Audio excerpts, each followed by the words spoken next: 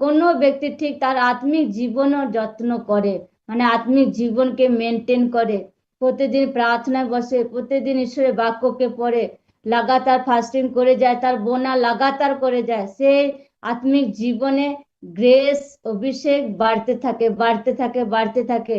সে ব্যক্তির জীবনে যে দুশ্চিন্তা, যে ডাউট, যে রাগ, যে কমজোরিতা, যে পাপ, যে বাজে দেখা, বাজে বলা, নেশা করা, এসব বদ স্বভাবগুলো সে ব্যক্তির জীবন থেকে ধীরে ধীরে ধীরে ধীরে ভেঙে নাশ হয়ে যায় প্রভু যীশু খ্রিস্টের নামে। হালেলুয়া।